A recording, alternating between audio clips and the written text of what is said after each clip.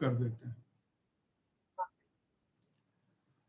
तो महर्षि पिंगल के द्वारा जो द्विपद प्रमेय की यहाँ चर्चा हम करते हैं, कई श्रेणियों में इसको जो है सो अलग अलग भारतीय मनीषियों ने इसको अपने ढंग से व्याख्या की है और इसको समाज के सामने रखा है। ये जो 700 ईस्वी पूर्व लिखा गया है, ये वर्तमान इतिहासकार या कालक्रम निर्माता के द्वारा ये दी गई है, परंतु ये आवश्यक नहीं कि ये कालक्रम इतना ही पुराना हो।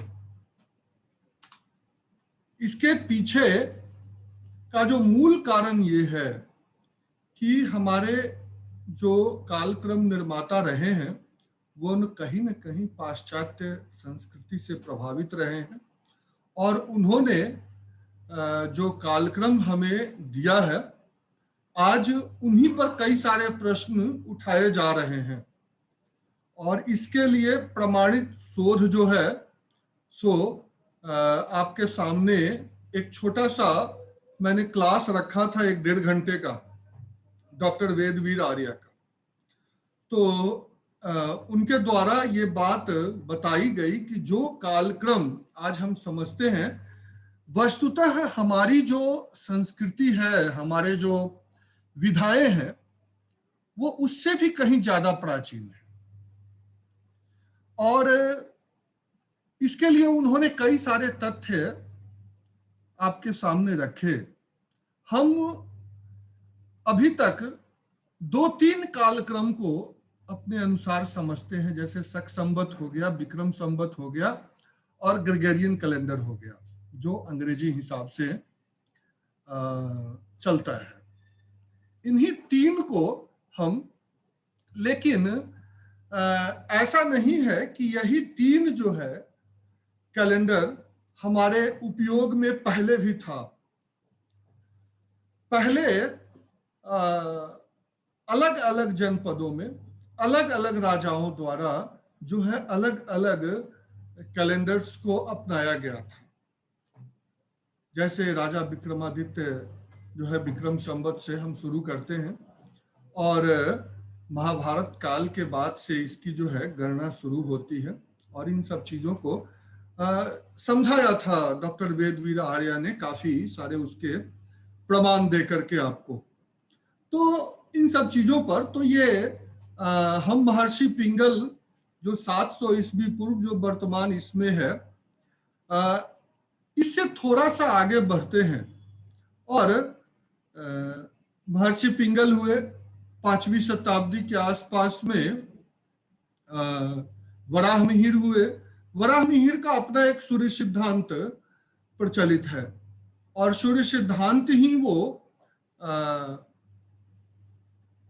विधा है जिसके सहारे हम कालक्रम की गणना करते हैं और वहीं से कालखंड को हम शुरू करते हैं। ये एक जो है तो वराहमिहिर के द्वारा भी सूर्य सिद्धांत, और ये सूर्य सिद्धांत जो है सिर्फ वराहमिहिर के द्वारा ही नहीं, हमारे पीछे कई सारे मनीषियों ने इस पर काम किया है और इसका जो है सो आपके सामने है। तो उन सब कालक्रमों को जो है सो, लेकिन जहां तक यहाँ जो अभी आपके सामने है इसकी प्राचीनता मेरु प्रस्तार की हम इस बात से समझें, द्विपद प्रमेय को महर्षि पिंगल ने सर्वप्रथम जो है गुणक प्रसार मात्र मेरु के नाम से बाद में स्थापित किया। वराहमिहिर इसे त्रिभुजाकार रूप देते हुए जो है त्रिलोष्टक प्रस्तार का नाम दिया और त्रिलोष्टक प्रस्तार के बाद श्रीधराचार्य 8वीं शताब्दी में और भास्कराचार्य 12वीं शताब्दी में इस द्विपद प्रमेय को मेरु प्रस्तार के नाम से प्रस्तावित किया और काफी अच्छा जो है काम उनका देखने को मिलता है मेरु प्रस्तार के ऊपर। तो ये सारी चीजें हैं।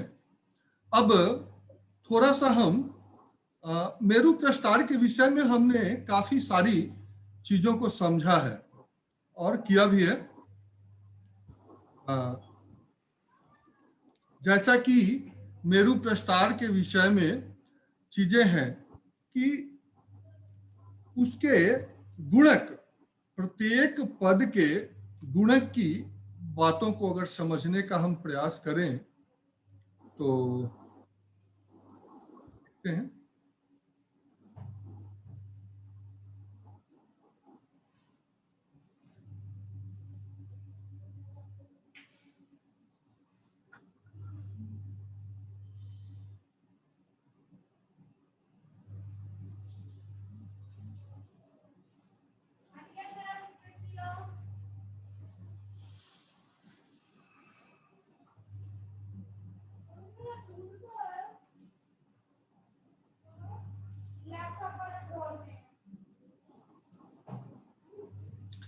यहां आप देखेंगे कि किसी भी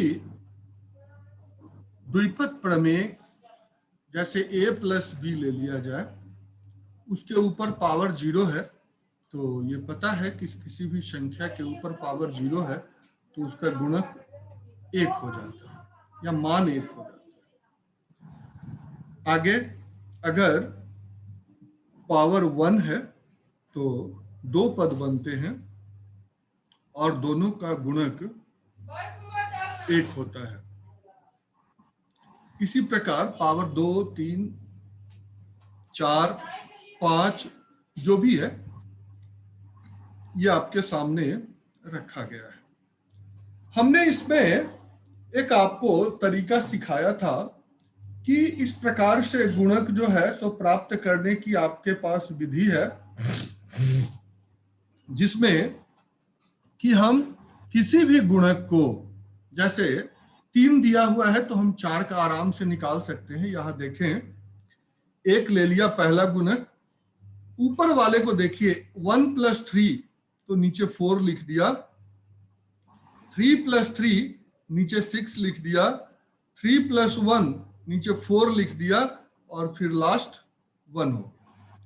तो इस तरह से हम चीजों को आगे बढ़ा सकते हैं। अगर 5 का हमें निकालना है तो पहला 1 होगा, 1 और 4 5, 4 और 6 10, 6 और 4 फिर 10, 4 और 1 5 और फिर लास्ट में 1 हम ले लेंगे। तो एक तो ये हो गया। दूसरा, इससे जो निष्कर्ष हमारा निकलता है कि 2 पद है तो इसके गुणकों का योग क्या होना चाहिए, यह आपको पता चलेगा कि जैसे अगर पावर 0 है तो 2 टू दी पावर 0 यानी इसका योग 1 होगा गुणकों का। 2 टू दी पावर 1 यानी 2, यानी इसके गुणकों का योग 1 + 1 2 हो जाएगा। वहीं अगर पावर 3 है तो 2 पे पावर 3 यानी 8, अब इनको आप प्लस कर देंगे, 1 + 3 4 और 4 इधर, तो ये 8 हो जाएगा। इस तरह से ये आगे बढ़ता चला जाएगा। यानी अगर a + b पे पावर n हो तो हम यहां सिंपली ये कर सकते हैं। इसका फॉर्मूला a + b पे पावर n का आपको बहुत बेहतर पता है, तो इस पर हम उतना ज्यादा जो है फोकस करेंगे नहीं। फिर भी देखते हैं।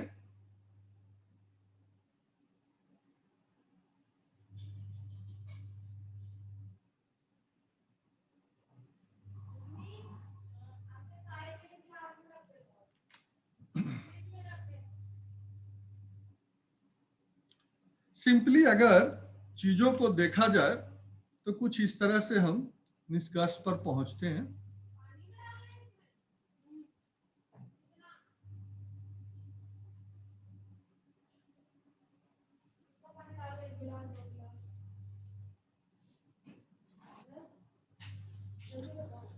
यहां ध्यान दें,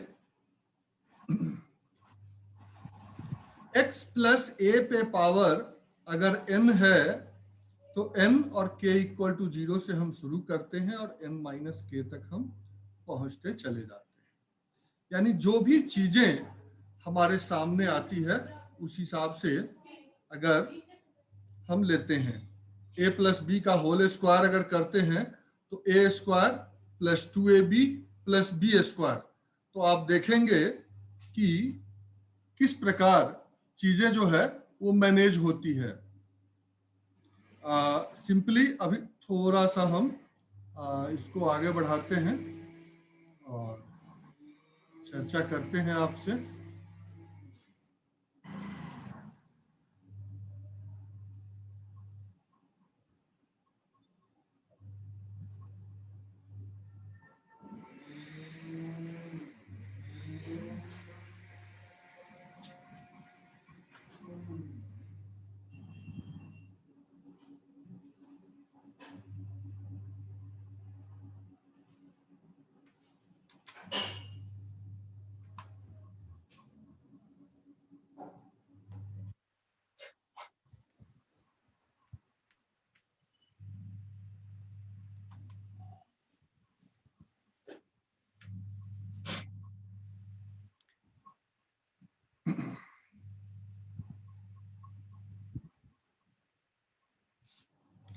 ए प्लस बी का होल स्क्वायर अगर हम लेते हैं तो देखें चीजें कहाँ जाती है, ये अभी देखेंगे।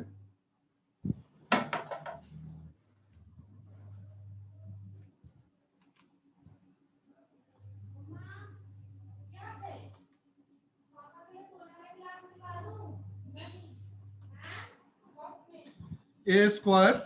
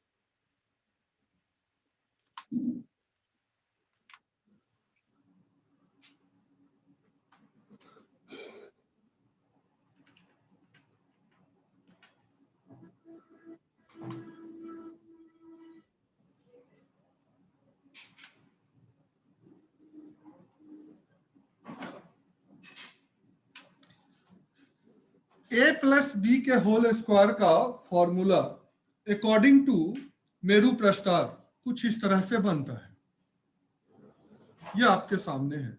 इसी तरह से यहां पर देखें मूल हमें क्या ध्यान देना है, जो यहां पर मैक्सिमम पावर n है, पहला जो पद है इसका, इसके ऊपर वो पावर होगा और हर पद में ये संख्या कम होती चली जाएगी और लास्टली 0 तक पहुंच जाए।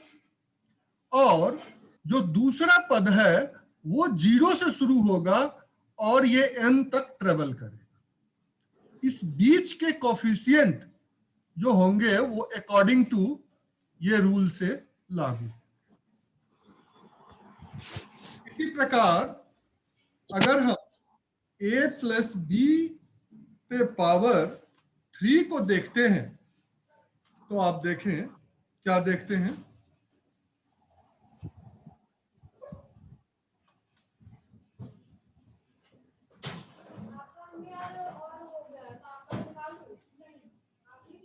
ए cube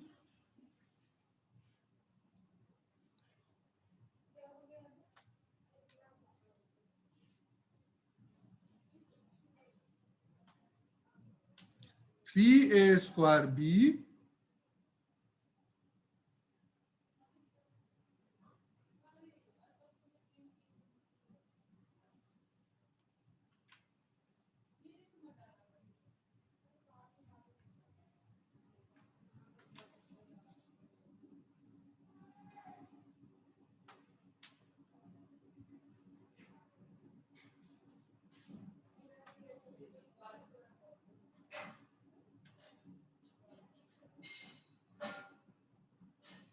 three a b square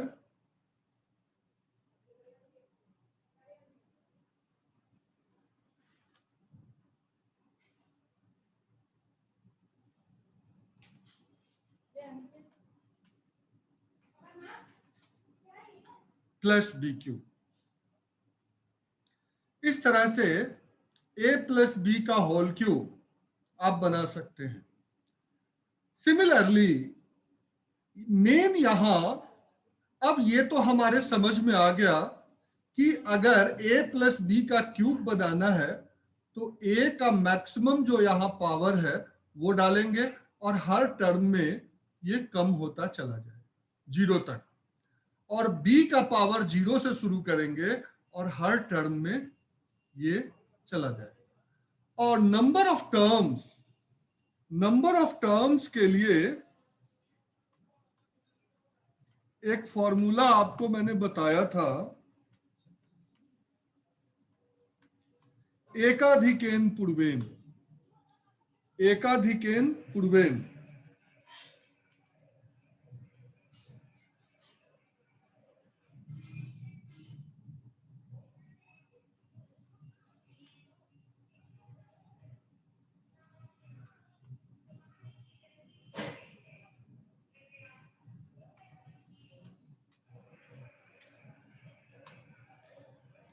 एकाधिकेन पूर्वेन, इस आधार पर जो है हम ले सकते हैं। अगर ऊपर पावर 3 है तो यहां पर देखिए जैसे कि नंबर ऑफ टर्म्स क्या होंगे 3, यानी 2 प्लस 1। नीचे देखें, यहां पर नंबर ऑफ टर्म्स होंगे 4, 3 प्लस 1, ये जो है हमारे टर्म्स हो जाए।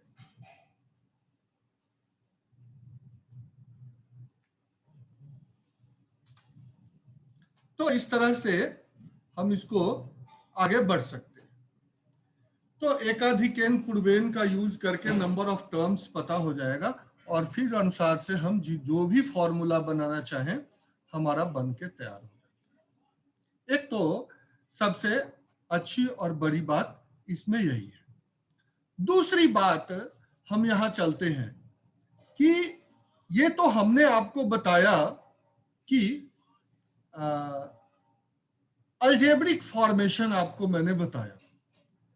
अलजेब्रिक फॉर्मेशन के साथ जब हम इसका अर्थमेटिक एप्लीकेशन करेंगे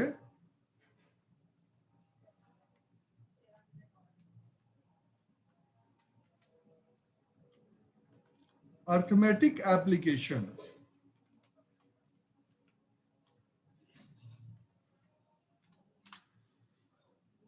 अर्थमेटिक एप्लीकेशन करेंगे तो आप ध्यान दें कि हम क्या करेंगे।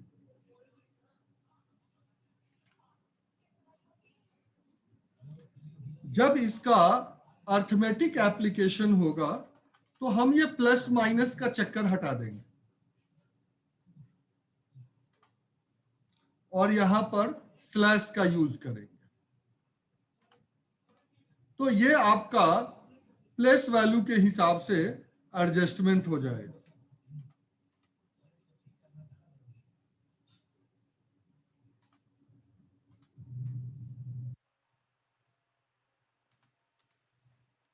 ये इस तरह से आप अर्थमेटिक एप्लीकेशन में इसको आप यूज कर सकते हैं। यही जो है मेन तरीका है।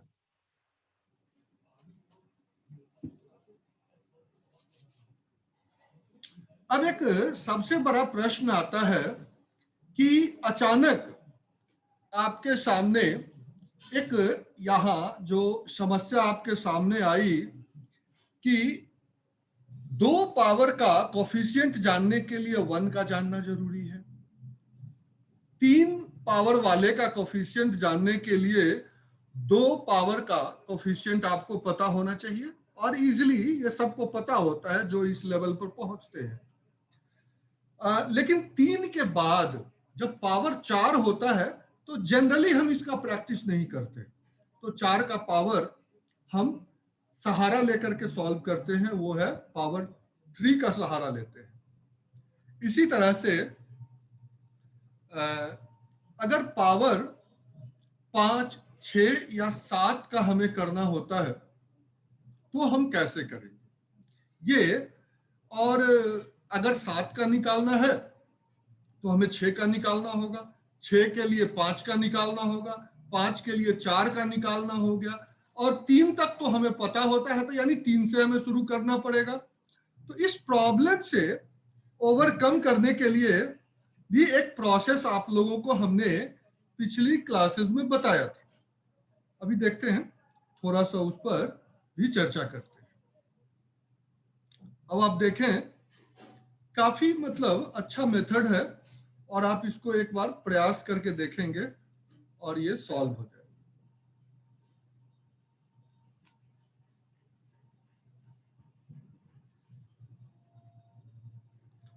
यानी बाइनोमियल थ्योरम की जो ये मेथड होगी ये काफी इंपॉर्टेंट होगी, और हालांकि जिन बच्चों ने पीछे के क्लासेस अपने वो किए थे कंडक्ट, उनको ये पता होगा कि कैसे हम इन चीजों को फाइंड आउट करते हैं। काफी जो है इंटरेस्टिंग मेथड है।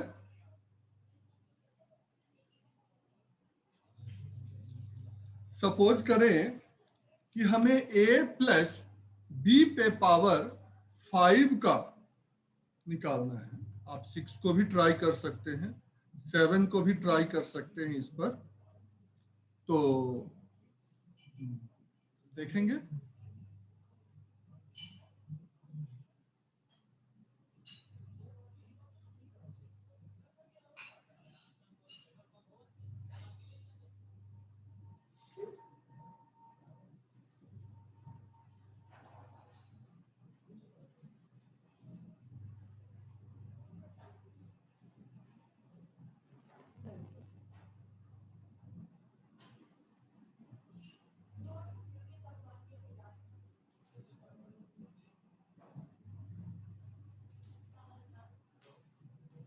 चलिए मैं थोड़ा छोटा कर दिया हूं ताकि ये आपको स्पष्ट दिख जाएगा। जरा देखें, सबसे पहला काम हमें सबसे नीचे से शुरू करना है। ध्यान रखें, सबसे पहला काम हमें सबसे नीचे से यहां शुरू करना है। ये मैंने इसको थोड़ा डार्क कर दिया है। ये सबसे पहला काम हमें सबसे नीचे से शुरू करना है। a प्लस बी पे पावर 5 हो तो सबसे पहले 1, 2, 3, 4, 5 तक काउंटिंग डालनी है। सेकंड हमारा काम होगा उससे एक ऊपर का स्पेस, उसको रिवर्स काउंटिंग में लिखना है। 5, 4, 3, 2, 1 तक लिखना है। अब एक स्पेस हमें यहां रखना है। अब हमारा जो काम होगा वो देखें, ऊपर हम कोफिशिएंट लिख रहे हैं और बीच में ये कैलकुलेशन ध्यान दें, ऊपर ये कोफिशिएंट होगा और बीच में हम ये कैलकुलेशन लिख रहे हैं। ये कैलकुलेशन आखिर में हुआ कैसे, इस पर चर्चा करेंगे। ध्यान दें, पहला है आपका 1, तो 1 एज इट इज ले लिया, इसमें कुछ भी नहीं सोचना है। इस 1 को यहां ध्यान दें, जो सेकंड लास्ट नीचे है 5, इस 5 से मल्टीप्लाई करिए ऐसे क्रॉस में, 1 इंटू 5, और इसको डिवाइड करना है नीचे वाले, सबसे नीचे वाले टर्म में जो 1 है उससे। तो 1 इंटू 5 5 होता है, उसको डिवाइड करिए 1 से, तो आपका 5 आ जाए, पहला काम। दूसरा, अब ये फिर 5 जो आया, 5 को ये सेकंड वाले टर्म 4 से मल्टीप्लाई करना है और नीचे 2 से डिवाइड करना है। तो आप देखें 5 4 जा 20 डिवाइडेड बाय 2, यानी ऊपर आपको 10 आ गया। अब ये 10 जो हमारा है, 10 को वापिस अगले टर्म 3 से मल्टीप्लाई करके फिर 3 से डिवाइड करेंगे, तो वापिस फिर 10 आ जाए। और वापिस जो ये 10 आया, 10 को फिर 2 से मल्टीप्लाई करके और फिर 4 से डिवाइड करें, तो 10 2 जा 20 डिवाइडेड बाय 4, ये आपका ऊपर 5 आ गया। और फिर 5 को यहां 1 से डिवाइड करना है, सॉरी मल्टीप्लाई करना है और 5 से डिवाइड करना है। 5 1 जा 5 डिवाइडेड बाय 5 इक्वल टू आ गया आपका 1। तो इस तरह से ऊपर आप देखें, ये हमारे जो टर्म है ये प्राप्त हो जाते हैं